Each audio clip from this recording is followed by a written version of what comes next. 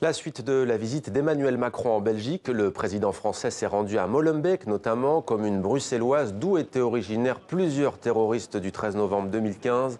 Emmanuel Macron veut changer le regard sur cette ville stigmatisée après les attaques de Paris et de Saint-Denis. Il a rencontré les membres d'une coopérative d'artistes et d'entrepreneurs. C'était formidable de voir cette énergie et cette innovation sociale, culturelle.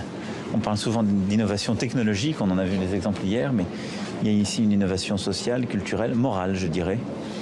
Et j'étais très heureux à l'invitation, vraiment, et merci encore Sire pour cette invitation, d'être là, à la fois pour partager ces expériences qui sont très inspirantes, reconnaître le travail fait et donner aussi l'image juste que doit avoir Molenbeek. Merci. On retrouve à Bruxelles Pierre Marlet. Bonsoir Pierre. Une visite à Molenbeek ô combien symbolique du président français. Mais oui, parce que vous l'avez dit, Molenbeek, c'est de là que sont partis il y a exactement 3 ans les terroristes des attaques de Paris. Et cela a donné une image assez désastreuse, sulfureuse à Molenbeek en France, mais même également dans le monde entier, il faut bien le dire.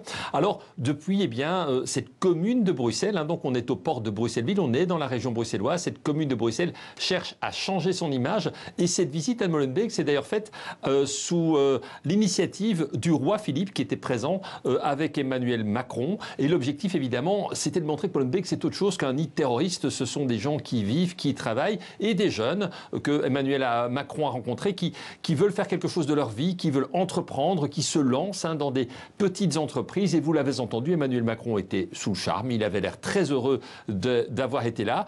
Les jeunes Molenbeekois interrogés étaient ravis également parce qu'ils ont eu le sentiment d'avoir été entendus, écoutés, et qu'on s'intéressait à eux parce qu'effectivement, à Molenbeek, qu'il y a quand même des poches de pauvreté et c'est une situation difficile pour pas mal de jeunes Molenbeekois.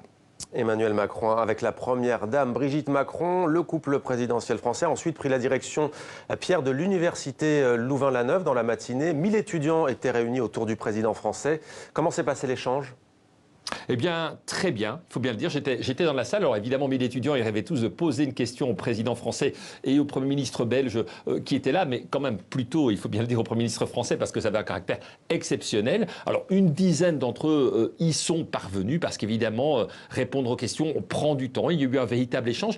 Il faut bien le dire que Emmanuel Macron n'avait pas que des admirateurs dans la salle. Il y a d'ailleurs eu un étudiant qui a déployé une banderole, mais il a géré ça de manière, comment dire, avec grande facilité, avec verve, avec parfois aussi un soupçon d'ironie mordante quand les questions étaient très pointues et extrêmement négatives, il faut bien le dire, parfois, notamment lorsque un étudiant a remis en cause l'existence de lobbies, notamment pétroliers comme Total, qui empêcheraient la France d'atteindre ses objectifs environnementaux pour le réchauffement climatique. Également, une autre étudiante qui a interpellé le président sur la sélection à l'université qui a été installée en France.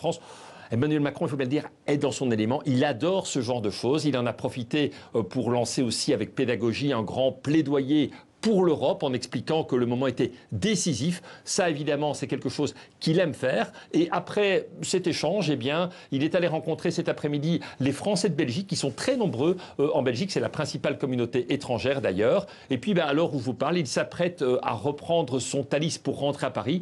1h20, ça va très vite. Sans doute nourri des expériences de ces 2 jours passés en Belgique, tellement proches de la France et parfois tellement éloignés sur certains aspects.